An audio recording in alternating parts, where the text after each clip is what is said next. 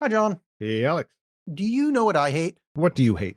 The sound of the corpse of Brandon Lee rolling over in his grave forever and ever and ever and ever and ever and ever and ever. Have you heard it slowed down and with the bass boosted? Because that's most of the soundtrack to this movie. Oh, yeah. So, well, yeah, we watched the Crow reboot or reimagining, redoing, whatever the fuck. Whatever words I say, I will always love you. I will always love you. A lot of my criticisms, I mean, like there's a lot that this is not a good movie, but it is baffling to me that you did a reboot, that you went, we're going to tell the original story of The Crow, but do it this way. There have been multiple sequels that are not good. You could have just done another one of those, but you specifically decided to make these characters Eric Draven and Shelley. You took Yeah. the source material and went, well, we don't need any of that. It's so weird. So, okay. I don't even know where to begin on the mistake ladder, but the comic is good or good adjacent. You could just do a faithful, in quotes, adaptation of the comic, and it wouldn't be close enough to the original Crow movie with Brandon Lee that people would like really like. You would of course have comparisons drawn, but it's different enough that like I think you might be able to get away with a lot. The bulk of the annoyance of this film for me is comparing it to the original Brandon Lee movie. Why keep the same names when it's not the same movie? Yeah. Why have them date for 2 weeks and that's the love of your life? In the Brandon Lee one, they were a married couple and he watched her get raped before getting thrown out of a window. This is they were Mickey and Mallory, and that's your great. Oh, Yeah, they're scumbags fundamentals of that this broke out of rehab together, and they're like, and it's not like it doesn't feel like that sort of ironic thing of like these are damaged people that are just like they found each other in their despair and their damage, and like it's that they're kind of lying to themselves about that. No, it's treated as like it's true love, and you get the idea that they're like, well, look, we don't want to have a fridged girlfriend situation. We want to make sure that this girlfriend has character and she has agency. She's her own person. She's not just someone that we remember in flashbacks. So what we're going to do is we're going to spend about a half hour with her and then remember her in flashbacks. No, I think FK Twigs is fine in this. I think she does a better job than Bill Skarsgård. And I don't dislike Bill Skarsgård, but unnecessary, completely unnecessary. The scintilla of information you get about her in the original, in the Brandon Lee version, does the same amount of work it does here. But Yeah. particularly with the story choices that end up taking away her agency. And just like we can get into it later, but the whole thematic change to what they've done with this movie is so stupid. It's so like their version of it, their version of why he's back, what propels this whole thing, undermines the whole thing that undermines the source material entirely for a sort of dumb multiverse thing, weakens the emotional push of the whole thing. The first one is this beautiful gothic horror story, basically, the horror love story, and this is none of that. Although And it is gorier, I'll give it that. yeah, it's kind of unforgivable. And here's the thing: is it's 100%, well, close to 100% the plot, like the screenplay. Yes. Yeah. Bill Skarsgård, I don't love him in this, but he's fine. FKA Yeah. Twigs, for the most part, is good. Danny Houston is great. The only person that's terrible in this is the psychopomp guy, the guy with the Oh, beard that he meets in that middle ward. He is a bad actor, like really, really bad. He rushes every line delivery, including the ones that are supposed to be this poignant, like refrain that we're going to go back to, and he just go with the lines, and it is bad. it's bad, and it's also funny that they went, well, look, we need a character to sort of introduce him to the afterlife, to be his sort of guide for this. But we don't want to do like a magical Negro sort of thing. That would be, that's it's 2025. That would be unwoke. That'd be bad. So what if we just made him vaguely ethnic? He's all ethnicities. And then that way we don't offend anyone. Yeah. And What's funny it's about that too is in the Crow comics, there is that character exists, and he's called like I don't know, the Hat Man or something. I forget what the fuck his name See, is. I don't remember. See, I honestly don't remember that in the original comic. It'd be well. I It's- know that I forget the actor's name. Berryman, Michael Berryman was going to play him in the original, and then like apparently fucked off when he's like, I don't trust the firearms people around this. That's his story anyway. So in the comics, it's more like that guy from Spawn. He's on Earth and he just kind of shows up and tells Eric some shit or something along this line. It's not, you're not in some hinterland between realities and you fall through puddles. But Boy, 'cause- they love that effect. but it's like you have this character in the source material. Why rewrite it to be worse? I just don't. Yeah. And I know they're not trying to make it worse, but it's like that choice is like demonstrative of everything in this movie, where it's like they just made decisions to make decisions and they don't help the product. Well, yeah, it definitely feels like a studio made by committee movie, and I think a very telling part of that is this small moment where they have escaped from rehab. But by the way, doing drugs is awesome and not at all detrimental, because like they break out of rehab and like are doing drugs and drinking it and it's fine. You know, that was a very strange choice to me in general. You know, but it made sense for, sorry, hold your thought, because it made sense for her because she only went to the rehab to get out of getting murdered by those people. yes, But presumably he's in rehab because he's got drug problems. yeah. But he's, you know, his soul is a little twisted, is what it is, and he just need to find the right person. But Ugh. where You he's mean like, you'd like the Harley to his Mr. J? yeah, that she was crazier than he is, and she was his Ugh. queen. But there's one part he's like, "What are you reading?" And she's like, "Oh, it's Rimbaud. You want me to read you some?" Yeah. Cut to dudes jumping into lakes. Why did you add that bit if you weren't going to follow it up with something? Got it. Yeah. Oh my God, I totally forgot about that. Yeah. Yeah, there's like a we're bonding sequence. Oh, sorry. Yeah, Yeah, and they just cut it 100% short want to be that like, "But we're young and having fun and jumping." Oh yeah. And by the way, before I get too far into this, I just want to point out that this is directed by Rupert Sanders, who did the exorable Ghost in the Shell live action version as well. So that's not a fan of this guy, particularly when he just blatantly rips off Blade Runner in a couple of shots. Fuck you with that, where it's just like, it's not even like hiding it, where it's like the mannequin with the veils on it. It's like, that's just Yeah. Blade Runner. Yeah. Why did you do that?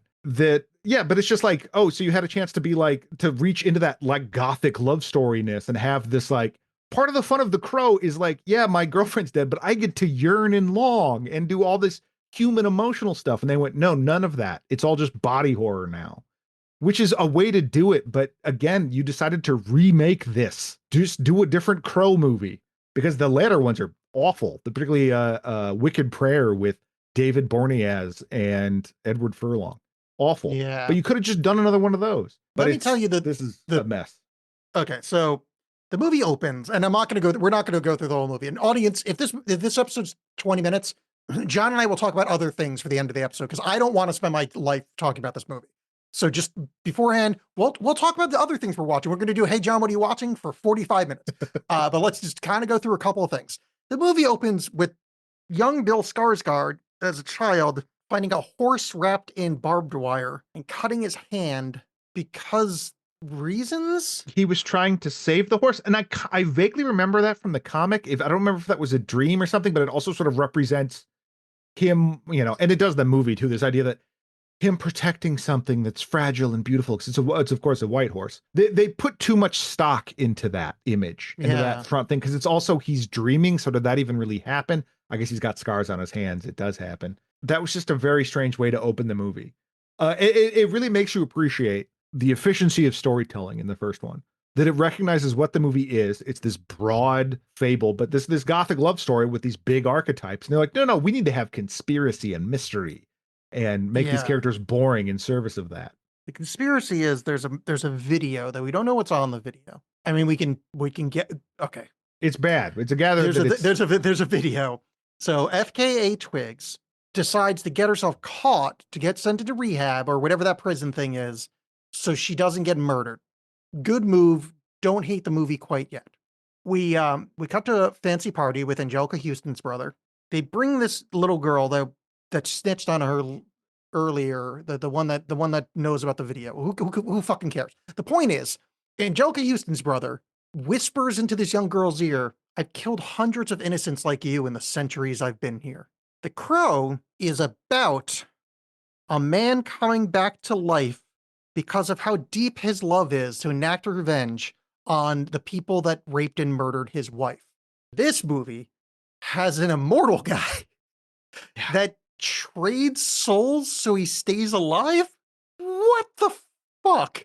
That just that reads to me like my initial blush with that is that going, well, if he's like comes back to life and he's immortal, then what's the we need raised stakes. We need to matter. He needs a villain that's just as powerful. When the reality is in the Brandon Lee version and in the original thing is that he's fighting all these criminals and stuff like that. And then I think they ended up doing this more in the Brandon Lee version where Bai Ling is like this bizarro pseudo mystic who's like, I figured out we need to get the Crow. That's the source of his power. And then that's how they work it out. But instead it's just a guy that can't be killed dealing with a different guy that can't be killed to a certain extent, I guess. Who cares what actually happens next? But like, next in your note, Skarsgård can't be killed as long as his love remains pure. So that's He fi- that's another Wait, thing. I you- want to get to that real quick because like so they meet in rehab. He's going through some weird class where people are yelling at him. I don't understand that what was going on there. But he's a Wait, sensitive can I just guy. pitch the idea? What I think is happening is that weird Arizona guy, you know, the one that gives like weird punishments. He like makes Weird- you sleep outside and shit. He's like a prison Oh, warden. Joe Arpaio, Sheriff But like, Joe.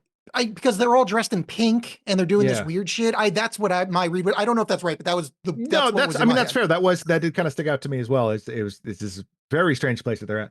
They break out of there, go hang out at her friend's pad, which of course is this giant, beautiful. Him having the painting of himself on the back, like that dude from Watchmen, was Yes. mwah. That was great, but it got me thinking about, and I'm going to make these comparisons a lot because you decided to make a remake instead of just making a different Crow movie. But they lived in this like loft apartment in a dilapidated area of Detroit. That kind of made sense that like Yeah. in the 90s, like you could afford an artist loft somewhere. This is like, there's no way you guys are constantly in these really fancy places that feel weird that you're there. But Yeah, and sorry, not to keep going back to the real movie. They died because of that. They were putting together a citizen coalition against the landlords of their shitty slum apartment. yeah, And that's how the people that raped and killed Shelley in the original movie found out about them. Like literally, like it works. This is sorry. It's just well, it's like it's so easy. It's so fundamentally easy. Such a well, it's like frustrating they film. took that concept of like that sort of economic oppression or whatever and changed it into this. What if there was one guy who was rich who was actually like evil and sucking your souls rather than it just being sort of the nature of hoarding wealth? Because this guy can whisper into people's ears and make them kill people. Somehow FK Twigs is involved. And they find her and they kill the both of them. And this is, I mean, it's a brutal scene because they're have plastic bags over their heads suffocating them. And it goes on for a very long time. And it is very uncomfortable. Like the body horror stuff in this in general is done very well. I just don't think it serves the movie well. Like thematic to get into your point about a guy love propelling this guy's mission. He wakes up and he's in this like netherverse. This very Wait, before we start on this, Yeah. guys, sorry. It annoys me so deeply. And it's actually one of the few like structural, one of the things that I have issue with this movie that isn't just the plot, the script. Because honestly, I don't have much to say about this movie negative other than the script. Is when people get suffocated with a bag and they show the bag getting completely sucked into your mouth about an inch at the end, Yeah. bite. Just bite. Sorry, Just do that business. I buy that in any movie until you do the suck in so deep. It's like literally you could just bite. Now those guys would kill you immediately. But my sense of like Right. what's going to happen really just sorry. It annoys the shit out of me every time I see that in a movie. But like, so he wakes up in this like very Tarkovsky stalker ass netherworld train station thing. It kind of looks cool to be honest. It kind of looks cool, but like when they pan up and it's like clearly just like CG, like here's some trellises shoved over everywhere. It's like, well, this is not that exciting. But he meets the awful actor, I believe his name is Kronos, and who's like, oh, hey, so you're not totally like you're dead. You're in this weird area. She's probably somewhere else. It's not good, but you can go back and save her. But you have to do something for us. You have to put what went wrong. And what went wrong is this guy doing stuff, not your girlfriend getting murdered. It's just this guy's whole bullshit. So as you said, it's no longer about this guy's love propelling him into vengeance. It's, well, this guy's a sap. His girlfriend got murdered. I bet we can use him to reach Yeah. our ends, which is to kill this guy in some, like, I guess, heaven and hell war. I don't know. And so, yeah, he gets sent back again in the original, in the real version of this. And I hate to be this. I hate to be this guy that's like, oh, you remade the original. But it's true in this case. Like, it's very fitting. The original, they would just went, hey, audience, you kind of get what this is, right? And we'll just kind of let you know, like, he comes back and he sort of figures out, like, oh, I was raised from the dead, I guess. Because it's somewhat questionable whether he totally died, or at least I remember that being kind of the case in the comic. I know he had like scars like that, but it was like, yeah, I'm not entirely sure. But he's like, oh, all right, well, I guess I'm back and I got to go on this mission of vengeance. I'm going to paint my face like a Harlequin because we're in the theatery kid goth stuff and reading poetry and shit. Whereas this, he's like, he's got to figure out what this means. He's got to figure out how to be Yeah. the Crow. No one's going to tell him. He's just got to learn on his own. And I like, instead of being this, like, granted this power and sort of like, yeah, the power of love brought me back and it's using to propel this. It's like, no, I made a deal with some dudes and I'm going to, I can't be killed, but I could hurt a lot, which is a running thing in this movie, is that it's not the power of this guy's love. And it's not, I don't make it sound like the original Crow is like vengeance is a flawless thing and it's all great. But like this one is, instead of just being like the power of love can cause you to do these things and so your soul could rest because you're still too angry to die. It's that if you suffer enough, if you just take the pain and you just live with this pain again and again and again and again and again, that's what love is just Yeah. suffering. It's And that is a grim outlook. Well, particularly because at one point she's like, she basically says, if you don't love me at my worst, you don't deserve me at my best. she does. It's like, that's such fucking horseshit. If you find yourself not love me at that moment, love me harder. Shut the That's fuck up. that's unhealthy. Yeah. But yeah, the psychopomp, the Kronos is dog shit. He's a really bad actor. He comes back and there's a fun sequence here where he comes back and there's a cop at his apartment looking for her phone and he gets cut and he has to push his own intestine back in Mhm. and you see him heal. I'm like, oh, that looks cool. Yeah. Oh, and I do like that healing hurts. Like Yeah. when he first starts healing, he's like, oh my God, what is happening to my body? I thought that was like, again, I like the body horror element of this. If they made it, I'll say it a billion times, but if they made it different characters, this was their take on the Crow, that's fine. But you made it the same. You made it the same as you took the source characters Yeah. and made it this. And I that really makes me mad. And they also just overcomplicated it. So like Yes. one of the first things he does 100%. is like he gets a gun from his friend. We meet him later. Whatever, he gets killed. That okay, hold on a second. Because Yeah, that scene please. is amazing. Because this is a tattoo artist friend of theirs that we've seen earlier, because they've decided that to have character, he needs to have all the worst tattoos possible. And someone's giving him tattoos. He's a black gentleman. And it seems like later when he meets his friend and he's like, I need a gun. Sounds like, why are you coming to me about having a gun? Yes, I have a gun. And it made me think of that South Park joke when Cartman's like, Token, you can play the bass. All black people can play the bass. And he's like, does the sick bass riff. And he's like, God damn it. Where it's like, oh yeah, I forgot I'm black. Of course I have a gun. It was just really shitty. I don't, it just really struck this very negative chord with me. Oh my God, I know. It's so fucking, the guy you're talking about, the gun guy, Yeah. he's in the Book of Boba Fett. He's one of the, you didn't see it. Oh. He's an embarrassing character. There's like a scooter gang. There's Oh, a boy. space scooter gang and he's one of them. Oh, well, that's some joy I got from this movie. But yes, but so he gets a we- gun from his friend. Yeah, and so anyway, he goes to I don't care what happens next. The next thing that's vaguely interesting, he goes to meet FKA Twigs' mom. Okay. She is leaving the funeral and he greets her in the car and Oh, he that's has right. a gun. Yeah. And he's like, I need to talk about your daughter. What? That is the mother of who you love. Now, he's like, I saw you with the people that killed her at the rehab place. That's your opening move, is you show up with a gun? Like, Yeah. what a fucking dirtbag this guy is. And she doesn't react all that Yeah. strongly. So like, I don't know, maybe like part of her soul got sucked out when she was like hanging out with Danny Huston. Vincent Rogue. Yeah. Ugh. I had to stop calling him Angelica Houston's brother because like that's literally all I know him for. Yeah, there's a really awkward scene and she like no sells it. I think that's what the director wanted her to do, but Yeah. it doesn't work. But he only goes there so he gets like a magnetic swipe card to figure out that it's the Trogue building. We're leading towards who this demon guy is. And there's a really decent sequence here where he tries to kill Trogue and they get into a car chase and he's in the car. He gets hit by the car so he can get inside of it. It's like, oh, that's cool. And then he gets thrown out of the car and just ragdolls underneath the wheels of various cars Mm-hmm. and has to heal himself. And it's good. The body horror thing is good. Like, Yeah. oh, that was nice looking.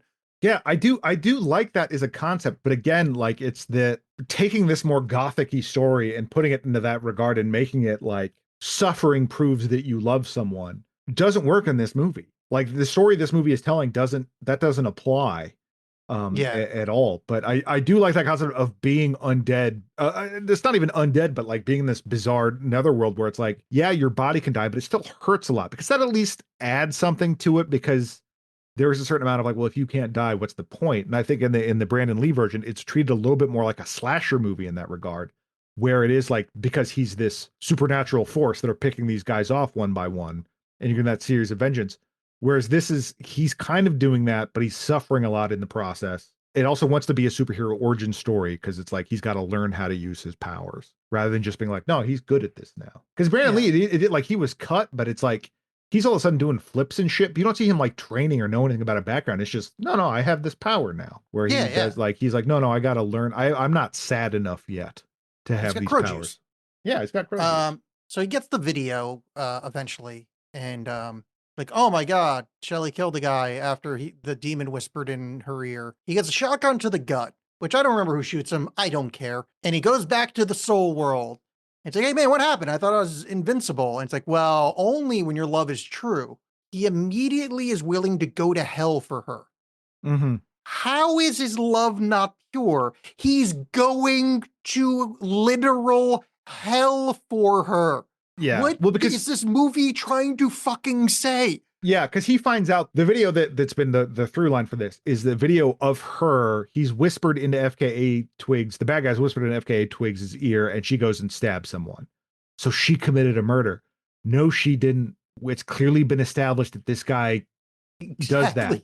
And it's like, so you're like, it doesn't, so he doubts her, but you, the audience, knows that she's pure, right? But he's doubting her. You made her murder somebody. Like, that's not a weird, this isn't just like, oh, it turns out she likes pineapple on pizza. I'm not so sure about this. Like, that's a weird hurdle for him to jump over, to make him jump over. And then when he's like, no, I'll actually sacrifice myself to hell. It's not like they go, well, you've passed that test. And they go, oh, okay, I guess you're going to go to hell then. And we'll give you the powers back. But then it's also like, I thought your whole goal was to get rid of this guy. What does it matter what his love is pure? Like, send him back to kill this dude. But also, his love is obviously pure. He's going to fucking hell for her. Yeah. It's the next fucking scene. All right, so but I agree, but the thing is that I don't even buy that his love is pure. This is like as you said, they're in the infatuation stage. No. Oh, no. What I mean to say is, his love is at the same level as when he first returned to Earth. Yes. I'm not saying it's pure, but I'm saying he still fits whatever criteria they gave him when he showed up. Nothing about watching that video changed shit. Yeah. But he gets sent back to the world, and he goes to his tattooist friend. He gets killed. He gets a sword from his wall. He tattoos himself. So it says "Cry now, also cry now." I just got to do it because I'm Alex. If you can heal. It's like the Wolverine can't get circumcised thing. You can't get a tattoo. Oh, sure. Yeah. You'd heal. You can't. Right. You're a perfect healing machine. You can't tattoo yourself. And one of the things about the end of the movie, it's heavily shown that tattoo stuck, and that's not the way you've established the movie. He played the same rib twice and made two different xylophone notes. I hope someone got fired for that little flub. I was too busy being slack-jawed in not amazement or wonder, but just like, you take the scene of him like, okay, I'm fully going to be the Crow now. I am gearing up.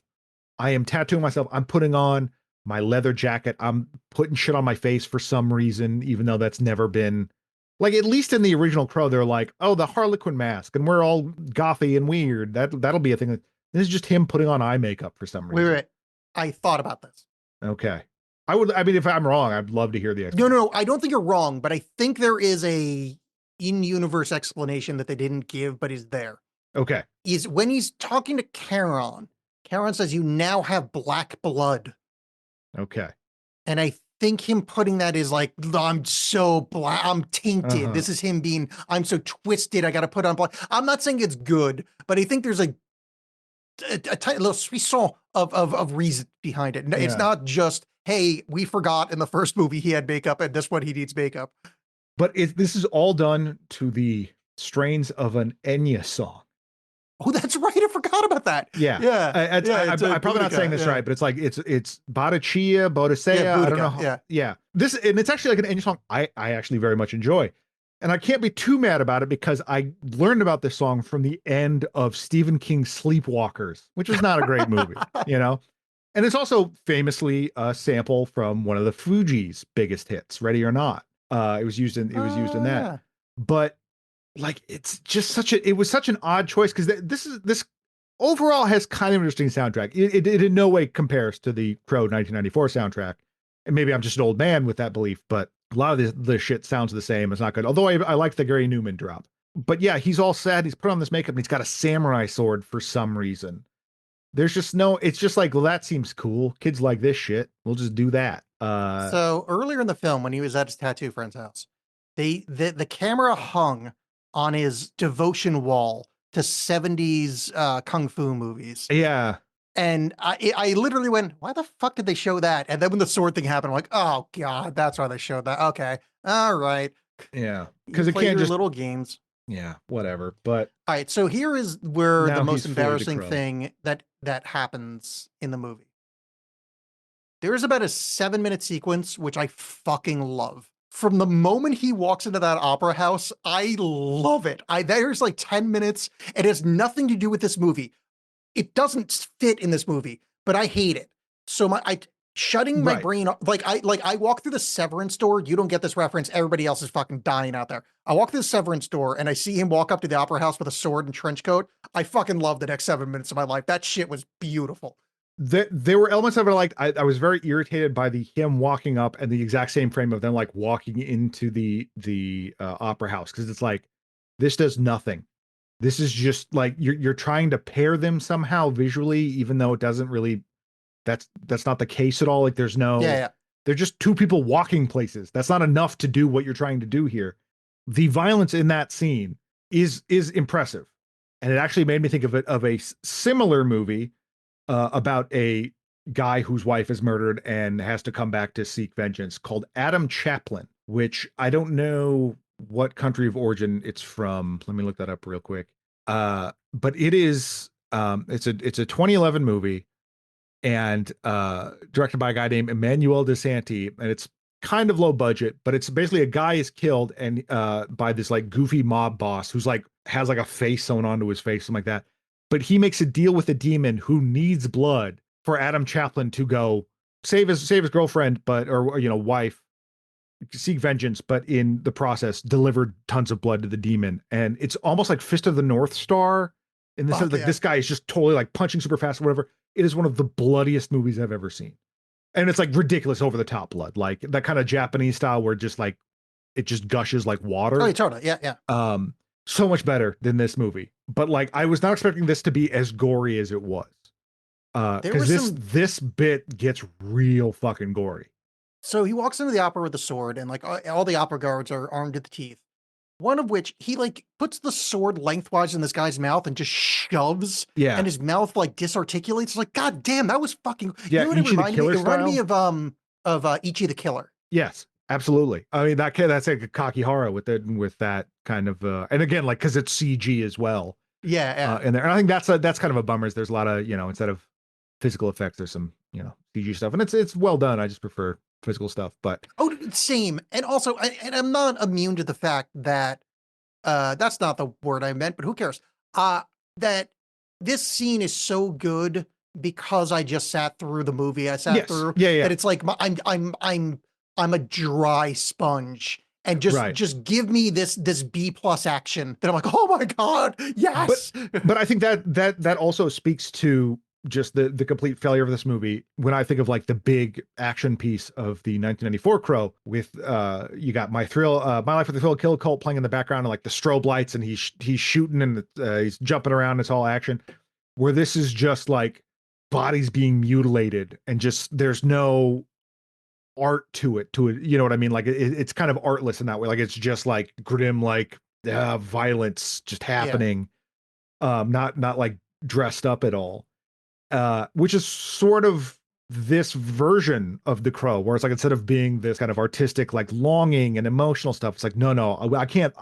That's too fruity. Body horror, just suffering, Yeah. just being stabbed through your chest and then stabbing a guy's head on the sword. That's longing. That's what that is. Yeah, so you're 100% right. No argument. Other than, as I said, wipe my brain, watch this sequence. This sequence dope. No, it was like I enjoyed it. I'm not gonna lie. Like the one part, like especially because it's sorry, I'm going. Removed. It's funny from when it he being, falls down with the sword Yes. to stab. It's so like it's like comically ridiculous. Like, that's what reminds me of Ichi the Killer. It's like it's funny. It's not funny, but there's a humor to how ridiculous this got. Well, yeah, but I think there's also just this element of like he's still like not. His only power is that he doesn't die. He's not artful or can jump around and do flips or whatever. It's just that he's just going to brute force his way through this, which is certainly like it's a say what you want. It's an ethos. I did enjoy watching this. I think, as you said, like because it was so different than everything else that had come before, but it did feel like a dumbed down version of some of this stuff. Oh yeah. No, you're right. Yeah. But again, it's in the middle of this movie, it's like it's manna from heaven. And for me, and I don't want to sound snobbish when I'm talking about Adam Chaplin, but it's like when I've seen Adam Chaplin, it's like, well, this doesn't go too far enough. So I was left a little wanting. Maybe just go, I could be watching Adam Chaplin. Oh yeah, no, 100%. Like I don't not finish movies, but I certainly wouldn't have watched it in one go. Yeah. I think I would have I would have watched it on like 2 speed to see if anything happened. I would have watched this sequence like it's fine. Because the end of the sequence is he's got two heads that he's chopped off and then walks out onto the opera where they're giving their bows. Idiotic, but I kind of liked. It's almost like that scene from your favorite movie, Fifth Element, where Mila Jovovich is doing the fight to the opera singer lady, but like not nearly as artful. I know this is the worst thing to ever say to you, but like him going out with the two heads, but also he doesn't bow. He doesn't there's not drama. He just goes, look, I got heads. There's something but I mean, like the blunt force idiocy of it. I like horses. Like there's something. But I think that's an element of it too, is that again, in the original, like it's this contained story. Like all he's doing is dealing with these people.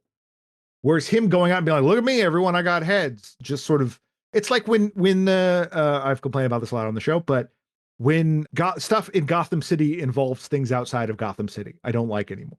You know what I mean? Like in Dark Knight Rises, where it's like all of a sudden the U.S. government is involved, and it's like, well, this kind of breaks the illusion. Where it's like you're really showy for being the Crow. It's like that's going to require some explaining that I feel like the movie's not prepared to handle. It's feel like this guy just showed up and he had heads, and I was just trying to see an opera. I'm a 65-year-old jet ski salesman. Why am I seeing this? You know what I mean? Like. Yeah. It wants to try to be this like, oh, he's fighting back against the rich, but he's not. He's fighting back against one guy. That like it's this sort of like pasted on class consciousness thing through it that doesn't really work. I didn't like you're probably right, but I just went, it's cool. It got heads in his hands. It's an emo, but it's like I am surprised. Kind of going back to our conversation about flow and you're mentioning that like this doesn't seem like a movie that would get the marketing push it normally does. Is that who is this for? You know what I mean? Like who wants to watch The Crow, a love story, and also a shit ton of gore? Yeah. Me, but like it was just so unexpected. I mean, facts. The end of the movie is as exciting as the front. He goes to the country estate of the demon guy, and the demon guy like steals his black goo blood. I guess. I don't care. Which makes them go back to purgatory, which makes him get sucked to hell. Well, yeah, and somehow in purgatory, he's like, oh, I know how to run this shit now. I'm good. I can buy locate and stuff. Yeah, sure. Why not? Why not? And he just shoves him into a different puddle, the hell puddle, apparently, and there's goop in there that takes him. Yeah, that's 3 to the left. Yeah, that's the hell puddle. Yeah. Purgatory puddle is the one in the middle. The one on the right goes to Guts Man, which you probably do that level first. Yeah, that's my thing, is that I've just been stuck on Guts Man forever. Yeah, but it's this fucking cheat where he does that and then like she's brought back to life, not like resurrected and all this other stuff has happened. It's more that she travels back in time to when they were murdered and doesn't die. Yeah, wait, so just what happens to all the bad people he's murdered since then? Yes, That was what I was getting to. Like is that Demon you Guy's just- sure he's fine, but that blonde lady that facilitated it, all of his hench people, like is his tattoo friend alive now? Yeah, it seems like all those people, and wouldn't, but also like, why wouldn't that guy be alive? You know what? Like, why wouldn't the demon guy be alive? He hadn't killed him yet. It doesn't make any sense. And why is the paramedic Kronos? That's because we need to tie it together, I guess. And he's like, oh, he fought hard for you. But then he's still bopping around in purgatory. Like he can come back in case they need a sequel for some reason. Yeah. Fuck that. The whole thing is that like I'm a restless spirit. And once I get vengeance, I get to rest. This is like, no, I get to continue to be a cool badass. It's so goddamn stupid. I struggle to think of another movie I would recommend less in the history of this show. Yeah. It It doesn't justify itself on any grounds. Well, I mean, would- if you want gore, watch that scene we were talking about where he's fighting people in the opera, but otherwise, who gives a shit?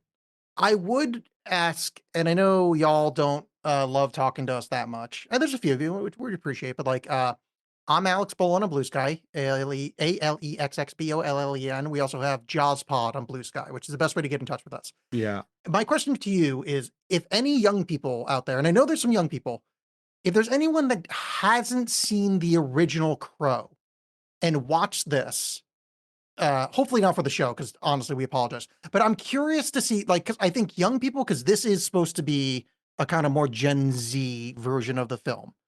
That, the Crow is very Gen X. This is Gen Z. The full millennial skip happening here. I'm wondering what they think. I mean, obviously it's not a good movie, but I wonder if the shit ton of baggage from the first movie that we have would make this slightly more palatable, or But if the that's- language being used is more understandable to a younger audience. It could be, but I think that's something that bothers me about it too, is that this is grim as shit. Y'all deserve better. Like that, like, Yeah, but this is. have you seen the world they Oh. grew up in? No, I know, but it's still, but it's like, god damn. Hey, remember when we were in our 20s and 9/11 happened? They were not born yet. Right. But I'm just saying that, like, like it was a movie about a guy's wife getting brutalized and murdered, and then he comes back and him getting murdered, him coming back from the dead to do something about it. That's not like a happy thing, but is at least like in that story, there was something inspirational or like beautiful in there, like human, that you could recognize. And this is just a dude suffering forever, and then decides to appease whatever thing that's toying with him that made him this way, to be like, well, if I suffer even more, you'll do what I want. And then, like, yeah, it gets done, and then he's still stuck suffering forever. Like, it's just, it's endless and it's grim. And I think you may have a point to that. It's like, yeah, this is the world that we know and we grew up in and we live in now. And that's just such a fucking bummer. I can't wrap my head around it. It just feels so hopeless, this movie. And I think that is the thing that's really sticking in my proverbial craw about it. All right. So before we move on to what have we been watching, recommending, and what we're doing next week, this is not a plug, but it is a plug. John and I just talked about a lovely movie called Flow on the Patreon, which you got to pay for. I'm sorry, but it's like $5 and there's like literally hundreds of hours. Sign up for it. Patreon.com/AlexBollen, ALEXXBOLLEN. This is barely a plug for that. I mean, it is, but it's more so saying you should watch Flow, because that movie's good and will do things for your brain in a pleasant way. And it's still kind of challenging and it's great. And vaguely related in the most overwhelmingly loose psychopompy way. I'm going to say psychopomp 1,500 times this episode. I don't care. It makes us sound smart. Yeah, it makes one of us. All right. So speaking of that, Hey, John. I know what it means. So I know that you do. counts. Yeah, I appreciate it. Yeah. When you watch it on D&D or It something? means a pomp that's twisted. Yeah, sick and twisted. Don't forget that. Dick. Yeah. So what have you watched recently that you would recommend to the audience? Like I said, if you want stupid gore vengeance, check out Adam Chaplin. I watched, and this is again, this is a movie kind of like Flow that I'm bummed I have not seen on the big screen. I watched Bridge on the River Kwai. Amazing movie. Just Is that your first time? I've never seen it before. Oh, no shit. Oh, yeah. Sorry. You just said fucking filling in Yeah. holes. Yeah. No, Bridge on the River Kwai is fucking amazing. Like, what's his Fucking- name? What's Alec Guinness. Who's Yeah. Yeah.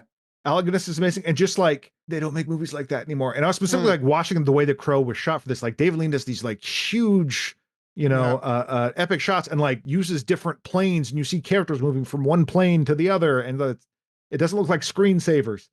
Amazing, but it's just a fantastic movie. And I haven't seen that in a while, I'm but still that like the kind of fireworks sequence or something on the bridge. Do you know what I'm talking about? There's like an explodey, but I can't wait to forget it. It's I the haven't seen it in explosion 20 years. on the bridge, What's that? like when the bridge blows up. Yeah. Yeah. It just like it doesn't matter. It looked fucking gorgeous. yeah. No, for it's great. A movie from whatever year that is, 60 whatever. I'm still holding out. Like I'm still waiting to see Lawrence of Arabia on the big screen. I'm not going to watch it until I can watch it on the big screen. I So just you've feel never like seen Lawrence of Arabia? never seen Lawrence of Okay. Arabia. And that's just I particularly after watching Bridge on the River Kwai, I'm like I gotta hold off and wait for that. I like when that these would- things come up because I like you've seen so many more movies than me, but I like they're like, oh, I could finally feel better than you because no, like because I've seen so many stupid and weird movies. Like I was just watching Rat Finka Boo Boo, this Ray Dennis Steckler joint. That's I don't know if I'd recommend, but again, if you are familiar with Mystery Science Theater 3000, he did the incredibly strange creatures who stopped living and became mixed up zombies. You mixed up. I knew mixed up was yeah. in there somewhere. Yeah. Trying to think because Flow is actually going to be my recommendation because of how much I really like that movie. Oh, you in that Flow episode you mentioned Scavenger's Reign. I started Common Side Effects by the same company that did that. That is I'm really enjoying that. That's pretty great. I saw the first episode and it wasn't what I was looking for. Nothing. It wasn't what. That's not a That's not a reference to the show. I just want more Scavenger's Reign. It's like, nah, they're talking too much. Yeah. Yeah. No, I totally get that. And watch Scavenger's Reign. Scavenger's Reign is great. Yeah. Scavenger's Reign is terrific. They should make more of it. They never will. And Ernest Goes to Jail, I guess. What about you? What have you been watching? So I have been introducing my lady friend to 80s stuff and to various effects. So one, John, you would love this. I showed her Buckaroo Banzai. Woo! And she really loved it. Hell yeah. She's like, oh, that was delightful. It was great. Unlike my 40th birthday where I showed it to people and everyone was mad at me. No, they were wrong. I showed her Highlander. Nice. And boy, does not like that movie. And here's the thing is I thought it would I didn't think it would go over well, but I thought that the reason we like it would come through. It does not at all. Oh, wow. And having a younger person react to Christopher Lambert, having never seen that band before, was fucking hilarious. But yes, that's been a lot of my thing. But on a positive note, and I did recommend this before, but I've started on Silo season 2. Which is Silo season 1 was highlight of that year. Really liked it. I've only watched the first episode of season 2, but it seems like it's traveling at the same steam. That just the fact that it was a TV thing made me think of this, not to undercut, because I've been hearing nothing but good things about Silo, and I'm actually very curious to watch it. If you have Peacock, particularly if you have ad-free Peacock, the Questlove documentary about the SNL, the music for like 50 years, I forget what it's called. Let me look that up actually before I give this recommendation. 50 years of SNL music. Watch that. Unfortunately, like when we watch it, there's so many fucking commercials in it. It's like the same four fucking commercials, which I'm sorry, actor that took the role playing the Liberty Bibberty guy, but I hate you so much. Like your face just makes me so mad. We keep getting the plaque psoriasis commercials. Oh. Have you gotten it's like it's they're endless and it's kind of depressing. Yeah. That's the thing. It's like it's because I'm seeing the same 4 commercials that drives me nuts. But Questlove manages to make stories that I've heard all about more interesting. It's kind of bullshit. Lorne Michaels' revisionist history of the Sinead O'Connor thing and how he's not actually the bad guy. Fuck Lorne Michaels. But the opening montage, like the opening 10 minutes of it, is amazing. The way Questlove weaves together all these musical performances is fantastic, and I haven't seen anything like that. He's also got a documentary about Sly and the Family Stone that I haven't watched yet, but I've heard that's really good. Yeah, as a huge fan, watch Summer of Soul. Any documentary Questlove does, watch it. That guy is amazing. I'm a big Sly and the Family Stone fan, so it sounds good. Sorry, I'm just adding more stuff to fill this out because I'm so mad about The Crow, and I want to talk about. No, it's fine. I think we're close enough to a real episode. Watch The Crow. Watch the original The Crow. Go watch it. It's fun, and then watch Dark City. That's also good. And then listen to our commentary on The Crow. Yeah, we should do Dark City. That's a fun one. It's got Rufus, a guy you like. He's in Knight's Tale. Seawall, yeah. Yeah. It's so here's the thing. Here's the thing about Dark City. I forget where I was reading it, probably on a Reddit thread, but it came up in reference, and like it just became 30 people in a row saying, "Boy, that movie doesn't hold up." Now, it's a Reddit thread, so I'm not doing anything, but like after watching The Crow, I don't know that I can deal with another bad movie or like another movie that doesn't hold up. Mhm. I'm thirsty for a movie that might be good. Sure. I get it. I get it. So not Borderlands. So for next week, we're gonna give Bill Skarsgård another shot. I don't hate Bill Skarsgård. I like Pennywise has been kind of beaten into the ground the way that we do everything these days. But like I found him kind of charming in Barbarian. But so let's check him out in a different horror movie, Nosferatu, with Robert Eggers. Robert Eggers movie. Haven't seen this one yet. Willem Dafoe. I think I don't know. Someone's Nepo baby, isn't that? I think.